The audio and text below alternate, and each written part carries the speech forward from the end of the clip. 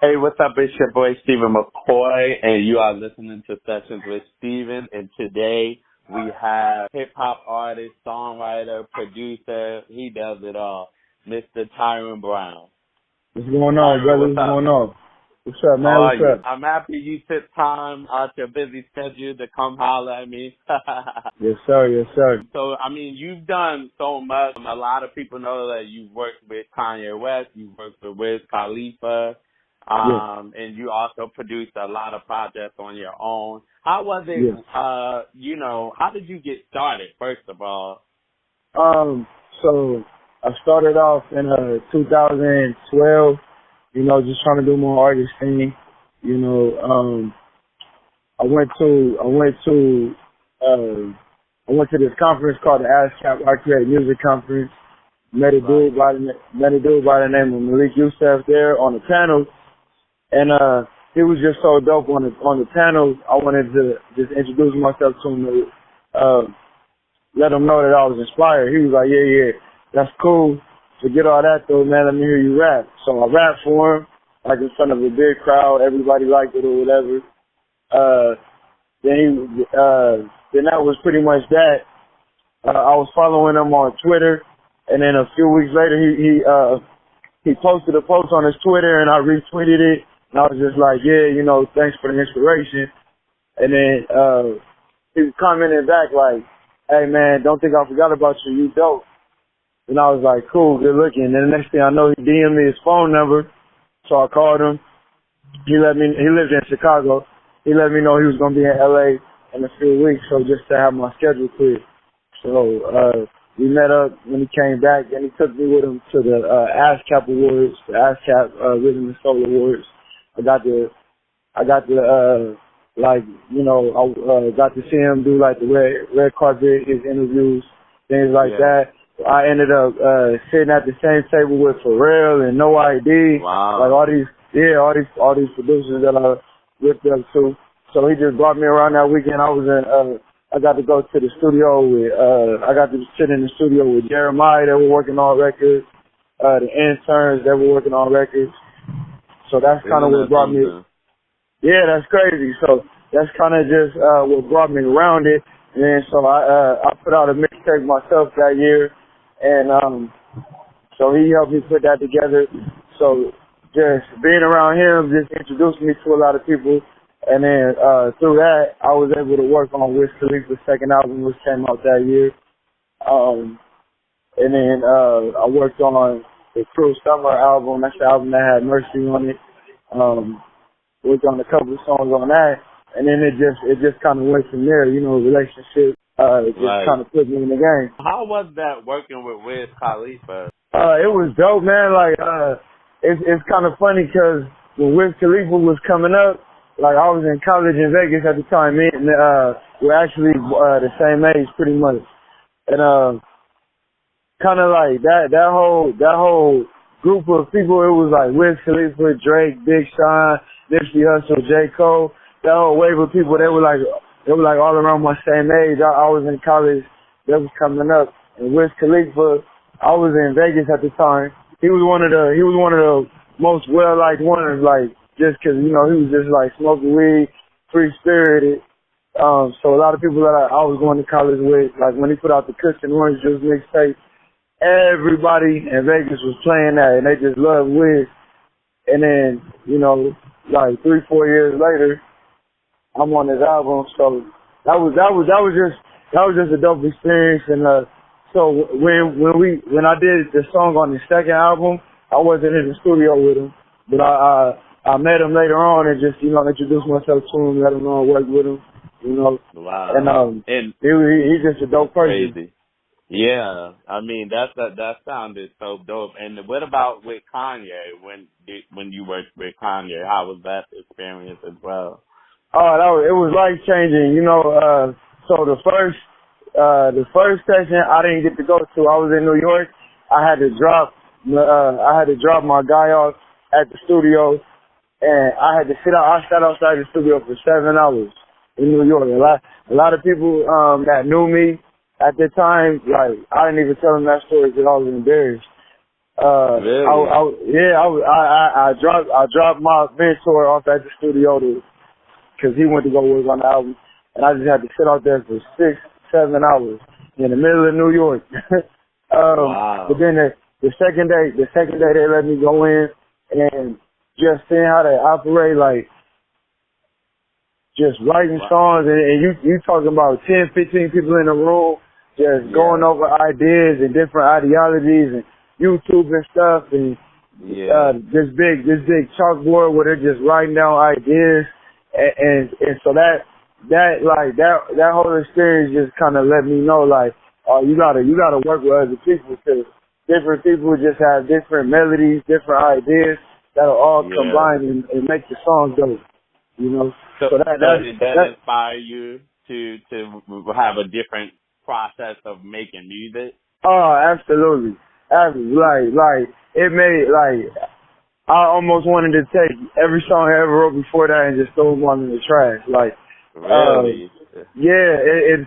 No song is written the same way, because sometimes the melody just comes to you, sometimes the idea comes to you, sometimes the topic of the song just comes to you, but it's just like you kind of just gotta take the time. Like now, sometimes you can just write something by yourself, but me personally, I like to collaborate. I like to work with other writers as much as possible, because I just know, you know, your thoughts and everything you do, like, it's just like a lot of repetition, and you have like a lot of the same patterns. So a lot of times somebody else will just bring that fresh idea. So just ever since being in those sessions, like, I don't like writing by myself. So that's one of the main things, and then it's just like really just going deep and dissecting the thought. Like I don't like if you want to talk about a breakup, or if you want to talk about a new relationship or whatever, you don't just sit there and think about the feeling. You think about, all right, what sparked this feeling? What experiences before prevented you from having these feelings before, and what new experience allowed you to let your guard down, and what other people have gone through. You know, it's just so crazy. Like I just so it's literally like an acting, kind of like if you're acting out a character, you have to do character breakdown. Y'all do something like a song breakdown. Wow, exactly. That's pretty interesting. And now that, you know, with the whole Kanye Make America Great Again, would you work with him again with that whole situation? Yeah, you gotta be real mindful and real careful for a few reasons. For one, you know, this is a shady business. It's not like there's like management and an HR department that you could call. You know what I mean? So you gotta be real mindful of who you work with and who you invest your time with, and you just gotta make sure that everything's done from a legal standpoint correct. And then you just have to know, if you're a small fish in a big pond, but you're working with the big fish, you have to understand that, you know, what people say and what people do, and if you're aligned with that person, people hold you responsible for what other people say and what they do. So you gotta be very mindful. Absolutely. You know, it's I can't sit there and say I would never work with him again. You just really have to be mindful. Like I understand working with certain people and doing certain things, you know, is gonna leave whatever impact that it leaves on people. For instance, her name escapes me right now, but she's like a popular on Chrisette Michele. When Donald Trump got elected for president, I believe Chrisette Michele elected to sing at the inauguration, and she caught a lot of slack for that. And you know, she got paid. She got paid a good she got paid a good amount of money to do it, and it was probably beneficial for her career. But at the same time, it was a little detrimental because people that love her feel like, wow, like this Donald Trump did and said all of this, and you're gonna go support it. So you know, you have to make certain decisions, and once you make decisions, you got to stand by it, but you got to understand what kind of backlash comes with it too. So right. That's very you true. know, Now, I want to ask you about your RIP record, because I know that's like one of the first records that you did like a long time ago, right? oh And man, that honestly, that kind of connects you to really doing this, right? yes. Professionally. So in 2004, I was going into my senior year of high school, and a kid I used to play Pop Warner with died, and then a dude I grew up looking up to, they died in that same year. So that just inspired me to write that song, and that's like when I that's actually the first song I ever like recorded all the way through by myself. And Right. when I listened to it, when the people that I was speaking about, like I saw them listen to it and cry and stuff like that. Some people like made it their ringtone, and then people that didn't even know who they were just heard it and said they could relate it to somebody they lost.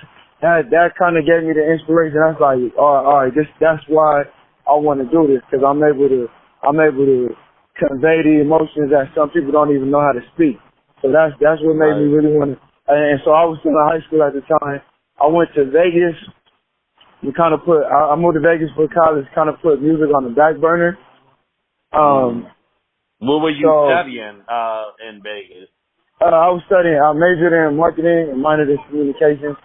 Okay. And really, to be honest with you, though, I was just going through the motions, trying to make my family proud. You know, I kind of went to college. Did you receive a lot of support, with your music career? Well, while I was in college, I kind of just put it on the back burner or whatever. Like, if anybody was close to me, I would let them hear some of the old songs that I did, or like, I was performing at talent shows and whatnot. And then I had a close friend of mine, like I said, Drake, all of these people were like on the come up around my same age. I had a close friend of mine, he had a real deep conversation with me one day, like, yo, this is your passion, you need to focus on it. This was like around 2010. I had just graduated and I was trying to figure out my next step. And so I told myself in 2010, like, I don't have anything to lose. I got my degree, so just go ahead and do it.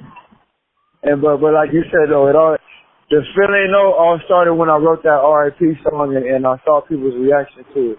That was that initial feeling, and nothing up until I started really taking music serious again, nothing else ever gave me that feeling. And it was actually in 2010, listening to that song in the car with my friend, that's what inspired him to push me to hey, you need to take this serious. Yeah. What would you say to those people that lost their passion? Like they were into it. That was their passion, but somewhere down the line they lost their passion and really just don't know how to get back on that track again. They had to first they had to identify what made them lose that passion. They really got to take that deep look in the mirror and say, okay, what are the true reasons that I lost this passion? Was it because I'm scared of what other people think? I'm scared that I'm not good enough. I'm scared that nobody wants to support. Because to get it back, because if you're just saying, okay, I'm gonna try to get it back, but you don't really identify what the problem is, you don't really ever address it. I know for me. I was gonna ask you, what was your problem that was identified? For me, I was just really lost. Like I went to high school in like a brand new city, and I didn't like my high school. I quit basketball. I was just like at a very down time in life. And when I used to look at myself in the mirror, I just felt like a big disappointment. Like I just felt like I let myself down a lot of people down a lot. So I was like, man, I'm gonna go to college and get this degree. So I psyched myself out into thinking like that's what was gonna make me happy. And then I realized that wasn't what made me happy.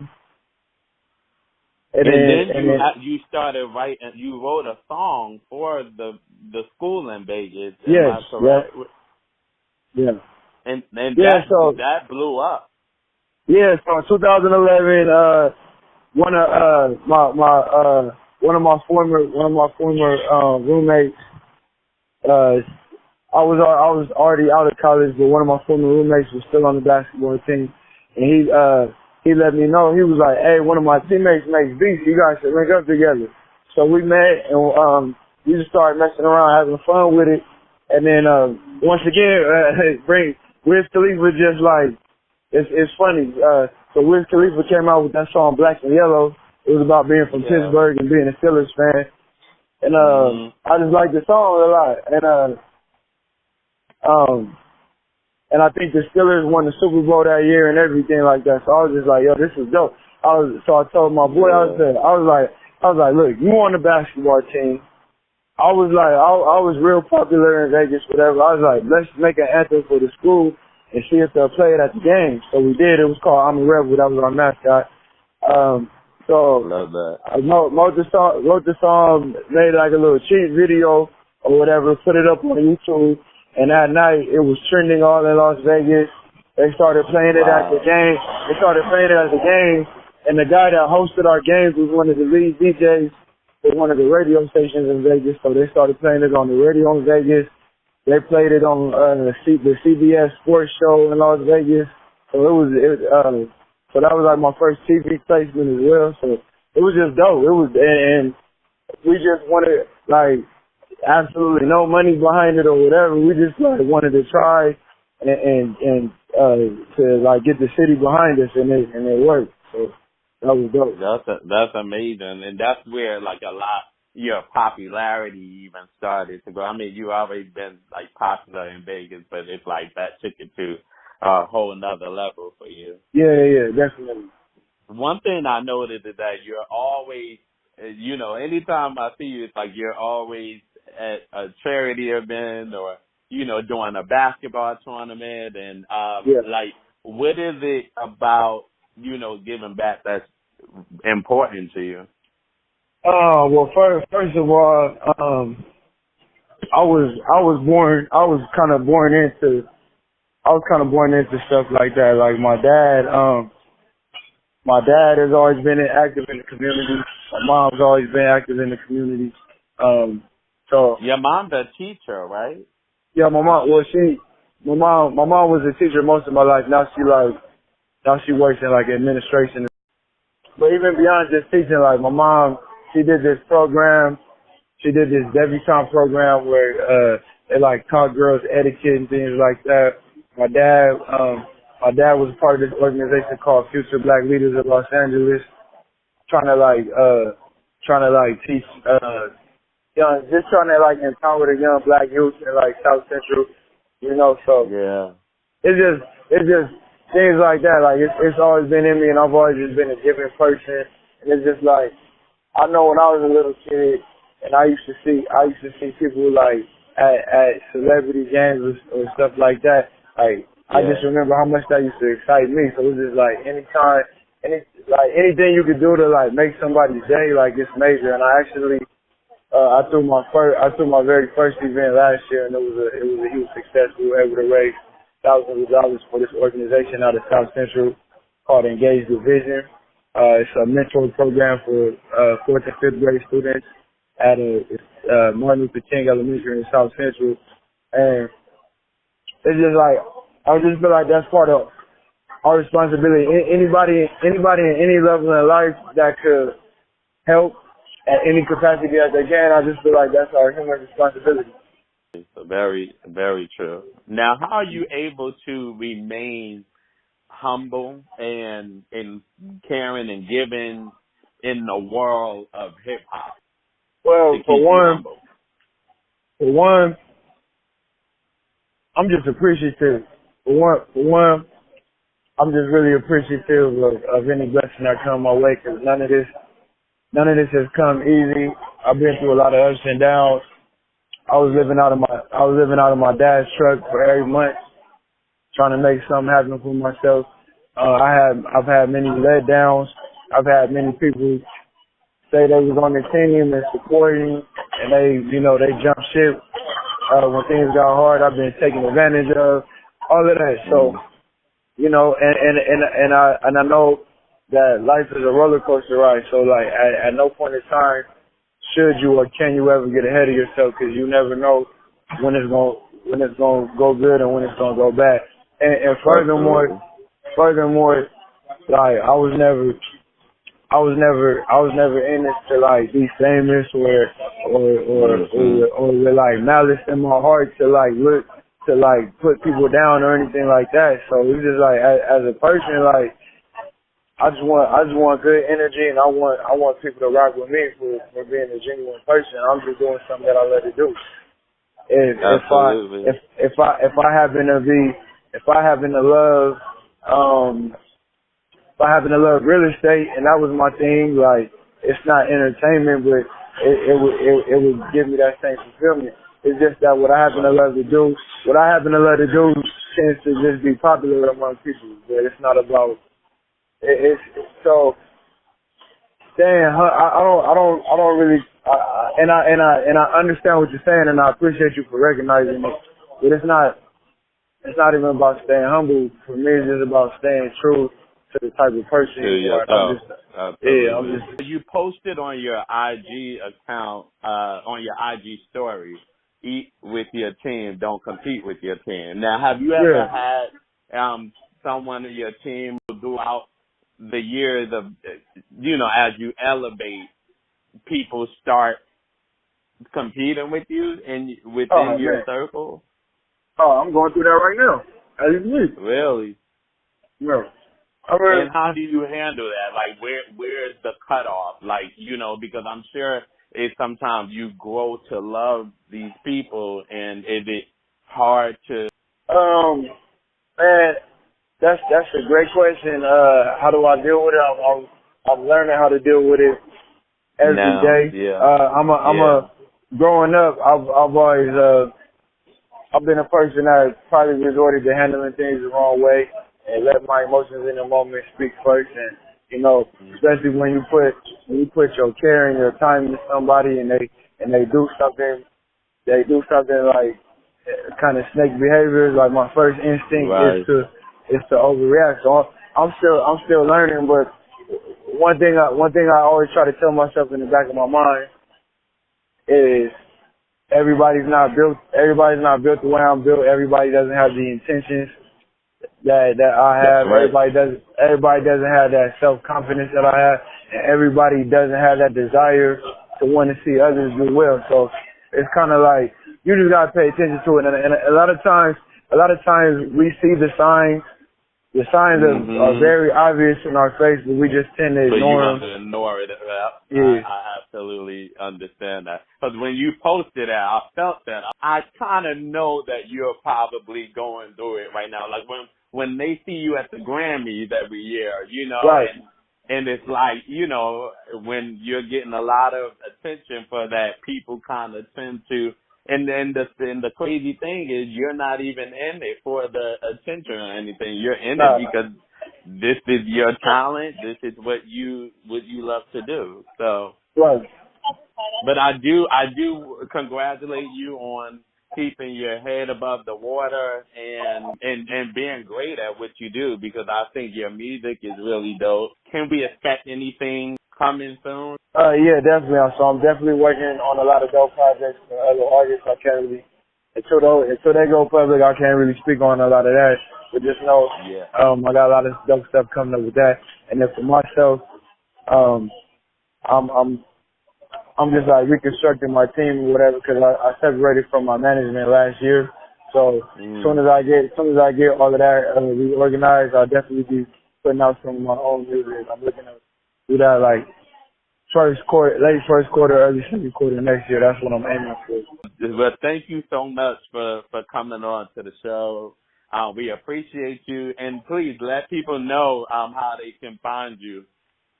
Yeah, man, hit me up on all social media. It's Tyran Brown 247. If you're in LA, man, and you take your craft serious in this music game, man, link up with me. Let's see what we can put together. And what's that, man? Hey, subscribe. subscribe now.